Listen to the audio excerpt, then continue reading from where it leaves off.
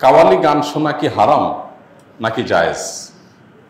দেখুন, কাওয়ালি গান এর কথামালা যদি খারাপ না হয়, অর্থাৎ সেটার যে কথাগুলো আছে সেখানে যদি এমন কিছু না থাকে যেটাতে শিরক আছে বা হারাম কিছু আছে, তাহলে সেটা খালি গলায় গাইলে সেটা জায়েজ আছে, শোনাও জায়েজ আছে, গাওয়াও জায়েজ আছে। যদি খালি গলায় গাওয়ার পাশাপাশি তার সাথে বাদ্যযন্ত্র যুক্ত হয়, তাহলে পৃথিবীর উল্লেখযোগ্য কোনো আলেম নেই যার ফতোয়া আছে এটা হালাল হওয়ার।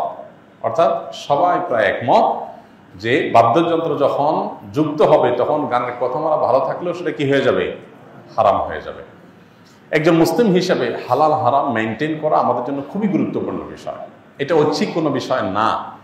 মনে রাখবেন, শরীয়ত যে বিষয়গুলো হারাম করেছে কিন্তু আমাদের বুঝে আসে না কেন হারাম করেছে, আপনি নিশ্চিত থাকবেন যে অকাট্যভাবে শরীয়তের কোরআন হাদিসের আলোকে যেটি হারাম হওয়া প্রমাণিত হয়েছে সেই বিষয়ে অবশ্যই শরীয়তের কোনো হিকমা বা রহস্য আছে। অর্থাৎ আল্লাহ সুবহানাহু ওয়া তাআলা নিষেধ করেছেন আর কোনো কারণ নাই, লজিক নাই, এটা হতে পারে না।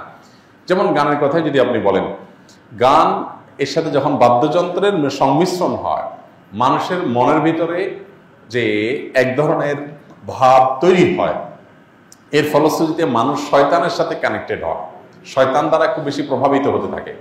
শয়তান আমাদের দৈনন্দিন জীবনে, আমাদের ব্যক্তিগত জীবনে, আমাদের উঠা বসায় নানাভাবে আমাদেরকে প্রভাবিত করে। তো এইটা থেকে বেঁচে থাকার জন্য আমাদের সচেষ্ট থাকতে হবে এবং সতর্ক থাকতে হবে। তো শরীয়ত সেজন্য আমাদেরকে বাদ্যযন্ত্রের ব্যাপারে খুবই সতর্ক করেছে।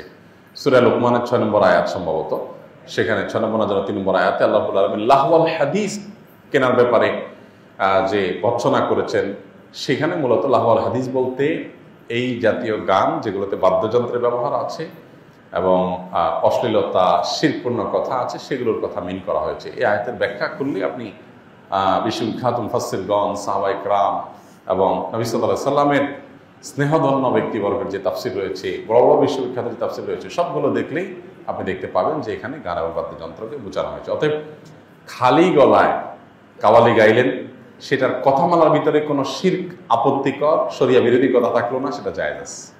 আর যদি শরিয়া বিরোধী কোনো কথা থাকে, অনেক সময় দেখা যায় এই জাতীয় কাওয়ালিতে এমন এমন কথা থাকে যে কথাগুলো সবসময় না, কোনো কোনো গানের মধ্যে যে কথাগুলো আসলে শরিয়ার আলোকে সঠিক নয়, গর্হিত, নবী সাল্লাল্লাহু আলাইহি সাল্লামকে মর্যাদা দিতে গিয়ে আল্লাহর পর্যায়ে নিয়ে গেল, তাহলে এটা শিরক হয়ে গেল।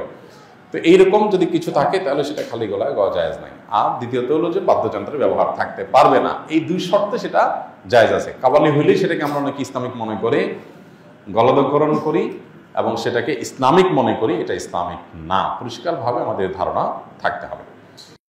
আস সুন্নাহ ফাউন্ডেশন, উম্মার স্বার্থে সুন্নাহর সাথে।